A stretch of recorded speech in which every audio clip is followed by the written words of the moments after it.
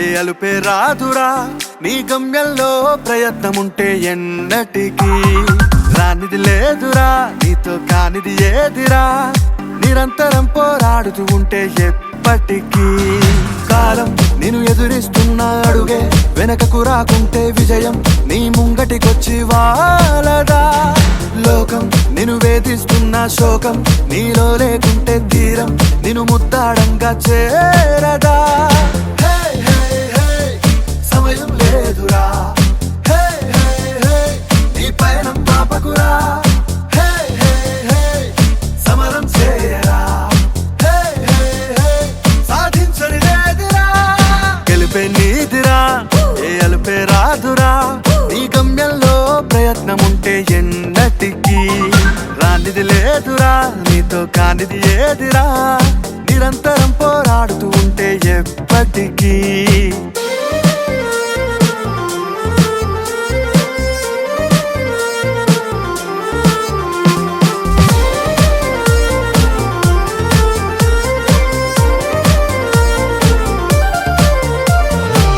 నీతోనే నీవే యుద్ధం చేయాలి నిన్ను చూసి వెనకడుగేయాలి ఓటమి నీతోనే సాధ్యం అనుకొని కదలాలి నీవే విశ్వానికి పాఠం కావాలి లక్ష్యంకై నువ్వు కదలాలి నిర్లక్ష్యం వీడి నడవాలి కంచెలు దాటాలి నింగి అంచులు తాకాలి లక్ష్యంకై నువ్వు కదలాలి నిర్లక్ష్యం వీడి నడవాలి కంచెలు దాటాలి నింగి అంచులు తాకాలి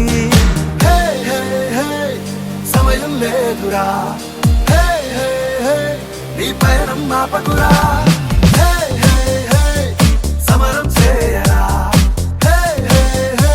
సాధించని లేదురా గెలిపే నీదిరా ఏ అలుపే రాదురా నీ గమ్యంలో ప్రయత్నముంటే ఎన్నటికీ రానిది లేదు కానిది ఏదిరా Once again, good morning everybody. Good afternoon everybody. Okay. Are you ready to see the program? Okay, within a few minutes we will start. So, please maintain silence. Why? Because official stay. విద్యార్థులకు ఇక్కడికి చేసినటువంటి ప్రతి ఒక్క తల్లిదండ్రులకు కూడా నా ధన్యవాదాలు తెలుపుతూ ఉన్నాను. వెళ్తూ దారి పక్కన ఒక 2 స్టోన్స్ చూశాడంట. ఆ 2 స్టోన్లలో శిల్పడుతుంట మొదటి స్టోన్ని బాల్ తీసుకొని గోడ కొట్టిందంట. వెళ్ళి ఆ బాల్ తగిలిన దగ్గర ఆ సర్కిల్ గీసిందంట. అది ఆ విద్యార్థి యొక్క ఎయిమ్గా ఫీల్ అయిందంట. కానీ ఇంకో విద్యార్థి ముందే సర్కిల్ గీసి బాల్ తీసుకొని కరెక్ట్గా ఆ సర్కిల్ దగ్గర కొట్టిందంట.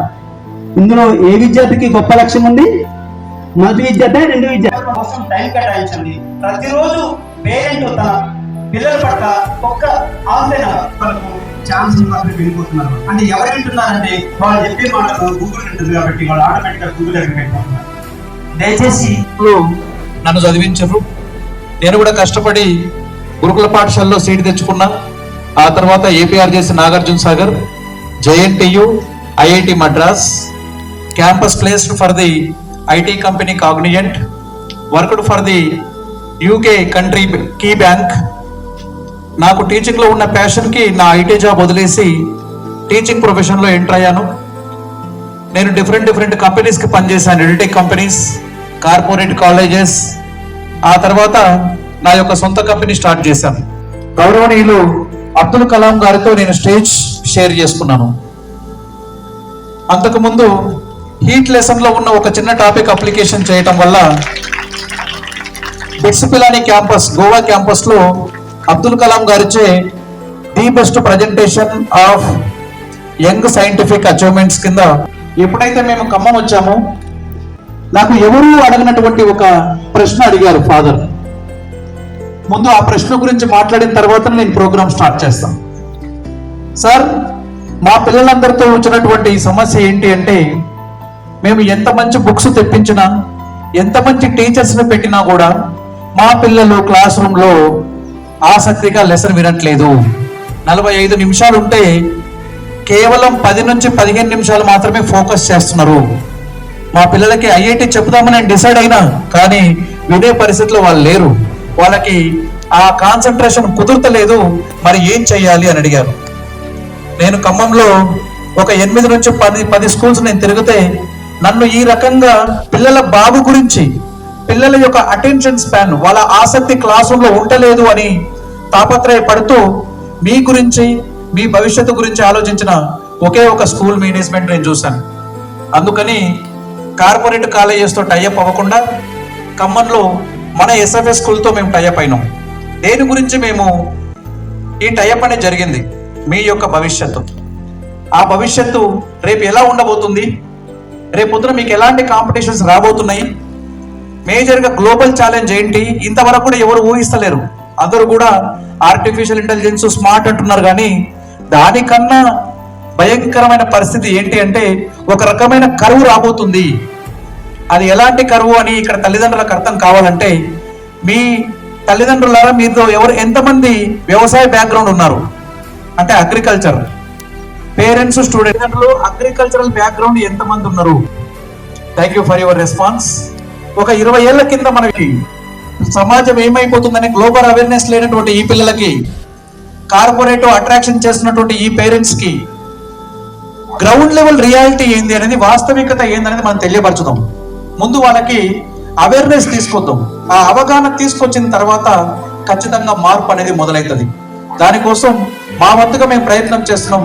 మీ సమయం కూడా కేటాయించాలని ఫాదర్ గారు మీ గురించి ఆలోచన చేస్తున్నాం. డైరెక్ట్ గా పాయింట్ లోకి వద్దాము. సిచ్యువేషన్ బై సిచ్యువేషన్ మనం మాట్లాడదాము. ఫస్ట్ సిచ్యువేషన్, మీకు అందరికి స్క్రీన్ కనబడుతుంది కదా, అందరి పేరెంట్స్, స్టూడెంట్స్ మీకు అందరికి స్క్రీన్ కనబడుతుంది. ఏం కనబడుతుంది చెప్పండి? టైటిల్ వేర్ ఆర్ వై అంటే ఏంటి? మనం ఎక్కడ ఉన్నాం. ఓకే, మనం ఎక్కడ ఉన్నాము అంటే ప్రపంచంలో పారిశ్రామిక రంగం ఎక్కడ స్టార్ట్ అయిందో తెలవాలి ఫస్ట్. ఇందాక ఫాదర్ చెప్పారు 175 సంవత్సరాలు. 175 సంవత్సరాలు అంటే ఎస్ఎఫ్ఎస్ స్కూల్ ఎప్పుడు ఎస్టాబ్లిష్ అయింది? 1845. Right sir. ఒక్కసారి ఈ స్క్రీన్ చూడండి, వీడియో ఇది చూసి అర్థం చేసుకునే ప్రయత్నం చేయండి. ఫస్ట్ ఉన్నటువంటి రంగం నేలబొగ్గు. నేలబొగ్గు దొరికింది మనకు ఫస్ట్. నేలబొగ్గు నుంచి నేలబొగ్గుని తీసేటోళ్ళు, ఆ తీసిన దాన్ని శుద్ధి చేసి దాని నుంచి ఒక యంత్రాన్ని తయారు చేసి, అంటే ఆవిరి యంత్రం, నీటి ఆవిరి యంత్రం, స్టీమ్ ఇంజన్. ఆ స్టీమ్ ఇంజన్ తో నడిచే మిషన్స్ తయారు చేయడం, రైల్ ఇంజన్లు తయారు చేయడం, వాళ్ళకి మాత్రమే డిమాండ్ ఉంది ఫస్ట్. ఆ తర్వాత ఎలక్ట్రిసిటీ, ఆయిల్ అండ్ గ్యాస్. తర్వాత మనకి ఆయిల్ అండ్ గ్యాస్ దొరికిన తర్వాత ఆ ఎనర్జీ రిసోర్స్ ని తీసుకొని దాన్ని వెలికి తీసి, దాన్ని శుద్ధి చేసి, దాన్ని వాడుకోవడానికి చేసే సైంటిస్టులు కావాలి, ఇంజనీర్లు కావాలి. ఆ తర్వాత ఎలక్ట్రానిక్స్ వచ్చింది. ఆ తర్వాత సైబర్, ఐటీ, ఇంటర్నెట్, ఆ తర్వాత స్మార్ట్, ఆర్టిఫిషియల్ ఇంటెలిజెన్స్. ఇది ఇప్పుడు నడుస్తున్నటువంటి trend. First 1760 to 1820 first industrial revolution, second industry revolution, third industry. పేరెంట్స్కి అర్థమయ్యే లాంగ్వేజ్ లో అంటే పారిశ్రామిక రంగం. స్టార్టింగ్ లో పారిశ్రామిక రంగం ఎలా ఉంది, ఇప్పుడు ఏ రకంగా రూపాంతరం చెందింది అంటే మన పిల్లల భవిష్యత్తు మొత్తం, మన భవిష్యత్తు మొత్తం, ప్రపంచం మొత్తం నడిచేది దేని మీద అంటే ఎనర్జీ సోర్స్. అండ్ ఫస్ట్ ఉన్నటువంటి ఇండస్ట్రీ స్టార్టింగ్ లో చూడండి ఎన్ని సంవత్సరాలు ఉంది డియర్ చిల్డ్రన్? ఫస్ట్ 120 సంవత్సరాల వరకు ఒకటే శక్తి, ఒకటే టెక్నాలజీ ఉంది. అంటే నీవు డిగ్రీ చేస్తే నీ డిగ్రీలో నేర్చుకున్నటువంటి సబ్జెక్టు 120 సంవత్సరాల వరకు అదే సబ్జెక్ట్ ఉంది, మారలేదు. అందుకే మన చిన్నతనంలో తాత చేసిన జాబు తండ్రికి వచ్చేది, తండ్రి చేసిన జాబు కొడుకు వచ్చేది. అంటే అంత టైంలో టెక్నాలజీ ఏం మారలా అప్పుడు. ఆ తర్వాత ఎలక్ట్రిసిటీ ఎన్ని ఇయర్స్ ఉంది డియర్ చిల్డ్రన్? చూడండి 70 సంవత్సరాలు ఉంది, 70 ఇయర్స్, 70 సంవత్సరాలు. ఆ తర్వాత ఎలక్ట్రానిక్స్ చూడండి 30 సంవత్సరాలు. ఆ తర్వాత ఐటీ చూడండి 2000 నుంచి 2020 వరకు ఒకటే టెక్నాలజీ. 2020 తర్వాత 2030 వరకు ఒకే టెక్నాలజీ. నెక్స్ట్ ఏమొస్తుంది? 10 సంవత్సరాలు. మరి 2030 తర్వాత ఏం జరగబోతుంది? ప్రతి 5 సంవత్సరాలకు ఒక్కసారి ఇండస్ట్రీ ట్రాన్స్ఫార్మ్ అవుతుంది, టెక్నాలజీ. నీవు డిగ్రీ జాయిన్ అయ్యి 2030 తర్వాత బీటెక్ జాయిన్ అయ్యి ఒక కోర్స్ బాగుంది అనుకొని జాయిన్ అవుతావు. కోర్స్ అయిపోయే లోపు దాని డిమాండ్ తగ్గిపోయి కొత్త టెక్నాలజీ వస్తుంది. అంటే మళ్ళీ నువ్వు కొత్త కోర్సు నేర్చుకుంటే తప్ప నీకు ఇండస్ట్రీలో సర్వైవ్ అయ్యే పరిస్థితి లేదు. ఇంతవరకు పరిస్థితి ఏంటంటే నువ్వు చదువుకున్న చదువు అప్లై చేస్తే చాలు. నెక్స్ట్ రాబోయే పరిస్థితి ఏంటంటే అన్లర్న్ రీలర్న్, చదివింది మర్చిపోయి కొత్తది నేర్చుకునే స్కిల్ డెవలప్ కావాలా. అంత అనలిటికల్ స్కిల్ డెవలప్ కావాలి అంటే దాన్ని వాళ్ళ కెరీర్స్ ని షేపింగ్ చేసేటువంటి ఏరియా ఏది అంటే హై స్కూల్. హై స్కూల్లో వాళ్ళకి కావాలి ఫస్ట్ సిచ్యువేషన్ అంటే ప్రపంచం ఎటువైపు పోతుంది అని తెలియజేసే ప్రయత్నం. ఇక రెండవది, ఈ ప్రపంచంలో ఉన్నటువంటి main stake holders students and parents. తల్లిదండ్రులు అనుకుంటారు నా బిడ్డ ఏం కావాలి అని, ఒక ఆశ ఉంటుంది, పిల్లలందరికీ ఉంటుంది నేనేం కావాలి అని. ఫస్ట్ అందరికీ బాగా టార్గెట్ ఉన్నటువంటి ప్రొఫెషన్ ఏంటిది? ఇంజనీర్, కొంతమంది డాక్టర్, ఇంకొంతమంది డేటా సైంటిస్ట్, ఇంకొంతమందికి డేటా అనలిస్ట్, ఇంకొంతమందికి యూఐఆర్ యూఎక్స్ డిజైనర్. ఇందాక రోషాయ్ గారు చెప్పారు మీ పిల్లలందరూ ఎంత బాగా డ్రాయింగ్ చేస్తున్నారు అని. చాలా స్కూళ్ళల్లో అసలు డ్రాయింగ్ తో పనే లేదని ఇగ్నోర్ చేస్తున్నారు. కానీ drawing with technology you can become the most demanding job. UX designer, user interface designer, ఒక స్క్రీన్ మీద ఎంత అందంగా కనబడాలి ఒక అప్లికేషన్ అని డిజైన్ చేసేటువంటి వాటికి చాలా డిమాండ్ ఉంది. అమెరికాలో ఒక టాప్ కంపెనీ, తమిళనాడులో బీటెక్ కూడా పాస్ అవని ఒక చిన్న స్టూడెంట్, విలేజ్ బ్యాక్గ్రౌండ్, బీటెక్ కూడా పాస్ కాలేదు. కానీ ఆ అబ్బాయి తనకున్న ఆర్ట్తో ఒక్క స్క్రీన్ డిజైన్ చేసిండు. ఒక కంపెనీ బిజినెస్, వాళ్ళ యొక్క స్టాటిస్టిక్స్, ఇన్స్టాగ్రామ్ ద్వారా ఎంత బిజినెస్ వస్తుంది యాడ్స్ ద్వారా, ఫేస్బుక్ ద్వారా ఎంత యాడ్స్ లో బిజినెస్ వస్తుంది, గూగుల్ అనలిటిక్స్ ఎంత వస్తుంది, యూట్యూబ్ అనలిటిక్స్ ఎంత వస్తుంది అని చెప్పేసి ఒకే స్క్రీన్ మీద ఇంటర్ఫేస్ డిజైన్ చేస్తే 4 కోట్ల ప్యాకేజ్ ఆఫర్ చేశారు. అంటే ద ఐడియా విత్ ఆర్ట్, ఆ ఆర్ట్ ని టెక్నాలజీలో ఇంప్లిమెంట్ చేస్తే యూఐ డిజైనర్. ఏ పిల్లోడిలో ఏ టాలెంట్ ఉంటుందో మనకు తెలీదు. అందుకని స్కూల్ ఒక్కటే వాళ్ళలో ఉన్నటువంటి ప్రతి టాలెంట్ ని రికగ్నైజ్ చేసి ప్రతి చిన్న విషయాన్ని కూడా ఎంకరేజ్ చేస్తాయి. చిన్న చిన్న ఈవెంట్స్, ఆర్ట్ నెగ్లెక్ట్ చేయవు, స్పీచ్ నెగ్లెక్ట్ చేయవు, హ్యాండ్ రైటింగ్ కూడా నెగ్లెక్ట్ చేయట్లా స్కూల్. హ్యాండ్ రైటింగ్ తో ఏం పడుందండి, అంత ఆర్టిఫిషియల్ ఇంటెలిజెన్స్ వచ్చింది అని చాలా మంది అనుకుంటారు. హ్యాండ్ రైటింగ్ తో ఏం అవసరం ఉందో మన కోర్స్ లో ఇవాళ నేను డిస్కస్ చేసి చెప్తాను. హ్యాండ్ రైటింగ్ కి చాలా ఇంపార్టెన్స్ ఇచ్చారు. ఇందాక మాట్లాడినప్పుడు విన్నాను రోషయ్య గారు స్పీచ్ లో. మేము ఏది కూడా నెగ్లెక్ట్ చేయట్లేదు. ఇంత టెక్నాలజీ వచ్చింది, అందరూ టైపింగ్ తోనే అవుతున్నాయి, ప్రతిదీ టైపింగ్ తోనే పోతుంది. అసలు చేతిరాతకి ఏం పని, చేతిరాతతో ఏం మనకి హెల్ప్ అవుతుంది? స్టాండర్డ్ ని అర్థం చేసుకుని వాళ్ళ అటెన్షన్ స్పాన్ ని పెంచుతూ ఇలా ఇంటరాక్టివ్ గా డిజిటల్ గా ఉంటేనే ఐఐటి ఫౌండేషన్ ప్రోగ్రామ్ సక్సెస్ అవుతుందని నమ్మినటువంటి ఫాదర్ గారికి, అలాగే మాకు ఈ అవకాశం ఇచ్చినటువంటి ఎస్ఎఫ్ఎస్ స్కూల్ కి మేము ధన్యవాదాలు తెలుపుతున్నాం. దీన్ని బెస్ట్ అంటే దీన్ని నెక్స్ట్ లెవెల్ తీసుకెళ్ళాలి అంటే ఇంకొక టెక్నాలజీ అవసరం ఉంది. అదేంటిది మీకు అందరికి కూడా తల్లిదండ్రులకి అర్థమయ్యే విధానంలో నేను ట్రై చేస్తాను. అన్ని ఎంసెట్ ఎగ్జామ్స్ ఆన్లైన్ లో పెడుతున్నారు. IIT exam online.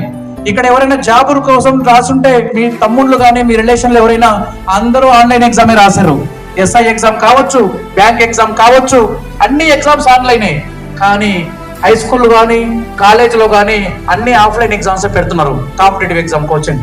సో మాకు ఇచ్చినటువంటి రెండవ ప్రశ్న, ట్యాబ్స్ తీసుకుని వస్తాం ఇక్కడికి. మీ పిల్లల క్లాస్ రూమ్ లో పిల్లల చేతికి ట్యాబ్ ఇచ్చి ట్యాబ్ లో ఎగ్జామ్ రాపిస్తాం. అంటే ఫౌండేషన్ ప్రోగ్రామ్ అంటే జనరల్ గా బుక్స్ ఎగ్జామ్ ఏదో తూతు మంత్రంగా కాకుండా రేపు వాళ్ళు రాయబోయే అసలు ఎగ్జామ్ ఎక్స్పీరియన్స్ నేను ఇక్కడ ఇవ్వాలి మా పిల్లలకి. ఈ రకంగా ఆలోచిస్తున్న మేనేజ్మెంట్ కి మేము కూడా టెక్నాలజీలో స్ట్రాంగ్. బికాస్ నా ఎక్స్పీరియన్స్ టెక్నాలజీ వైపే ఉంది, నా ఇంట్రెస్ట్ అకాడమిక్ వైపు ఉంది. అలా నేను ఎడ్యుటెక్ కంపెనీని ఎస్టాబ్లిష్ చేసిన. దానివల్ల ఈ స్కూల్కి ఇచ్చే IIT foundation program you get technology, you get academics, రెండింటితో మిళితంగా ఉన్నటువంటి హైబ్రిడ్ ప్రోగ్రామ్ మీకు అందుతుంది. దీనికి మీ నుంచి కావాల్సింది ఒక్కటే, స్టూడెంట్ ఏమో ఇంట్రెస్ట్ చూపించాలి, పేరెంట్ ఏమో ఎంకరేజ్ చేయాలి. అన్ని రకాలుగా మేనేజ్మెంట్ మీరు ఎంత ఎంకరేజ్ చేస్తే అది నెక్స్ట్ లెవెల్ కి అన్ని రకాలుగా తీసుకెళ్తారు. State board CBSE, ICSE, IB. Sir CBSE state అడిగారు, నేను 4 గురించి చెప్తాను, అంటే ఆ క్వైరీ కూడా రాకుండా ఒకేసారి. స్టేట్ బోర్డులో సిలబస్ మ్యాథమెటిక్స్ కి, సైన్స్ కి ఎక్కువ ఉంటుంది. సోషల్ స్టడీస్ కూడా స్టేట్ బోర్డులో ఎక్కువ ఉంటుంది. సిబిఎస్ఈలో సిలబస్ తక్కువ ఉంటుంది. దేంట్లో? Maths, science, social. స్టేట్ బోర్డులో ఎగ్జామినేషన్ సిస్టమ్ ఇంపార్టెంట్ క్వశ్చన్లు చదివితే ఎగ్జామ్ పాస్ అవుతాడు. కానీ సిబిఎస్ఈలో సబ్జెక్టు అవగాహన ఉండి క్లిష్టమైన పరిస్థితిలో కూడా ఆన్సర్ చేసేలా ఉంటేనే ఆన్సర్ రాయగలదు. సిసిఈ ప్యాటర్న్ అంటాం. మరి ఎందుకు సిబిఎస్ఈకి పాపులారిటీ పెరిగింది అంటే, మనకున్న కాంపిటేటివ్ ఎగ్జామ్స్ అన్ని కూడా నేషనల్ లెవెల్లో కండక్ట్ చేస్తున్నారు. జేఈఈ సెంట్రల్ కండక్ట్ చేస్తుంది కాబట్టి సిలబస్ సిబిఎస్ఈ. అలాగే నీట్ మెడికల్ సెంట్రల్ కండక్ట్ చేస్తుంది కాబట్టి సిలబస్ సిబిఎస్ఈ. మరి స్టేట్ బోర్డుతో ఏం పడుంది సార్ అనే డౌట్ చాలా మందికి వస్తుంది. ఇక్కడ నేను మీకు క్లియర్ చేసే ప్రయత్నం చేస్తాను. సిబిఎస్ఈ బోర్డులో అడిగే క్వశ్చన్స్ సిబిఎస్ దాటి డెప్త్ అడుగుతారు, కానీ సిబిఎస్ఈ సిలబస్ మాత్రం కన్సైజ్డ్ ఉంటుంది. మరి వాళ్ళు అడిగే డెప్త్ ఎక్కడ కవర్ అవుతుంది అంటే, డెప్త్ ఎక్కువ ఉన్న స్టేట్ బోర్డులో ఉన్న మ్యాథ్స్ సైన్స్ లో కవర్ అవుతుంది. అందుకని మనం చదివేటప్పుడు స్టేట్ బోర్డు చదువుకొని ఆ డెప్త్ మ్యాథ్స్ సైన్స్ లో పెంచుకొని మనం రాసే సెంట్రల్ ఎగ్జామ్స్ లో మనం నిష్ణాతులం కావచ్చు. అయితే మన ఫౌండేషన్ ప్రోగ్రామ్ లో ఏముంటది? మన foundation integrated state and CBSE. State ఒకటే ఉండదు, సిబిఎస్ఈ ఒకటే ఉండదు. సిబిఎస్ లో ఉన్న best elements CCE pattern analytical questions తీసుకుంటాం, స్టేట్ లో ఉన్న సబ్జెక్ట్ ఎత్తు తీసుకుంటాం. రెండింటిని కలిపి తయారు చేసిన ప్రోగ్రామే hybrid program. I hope I answered sir. Thank you.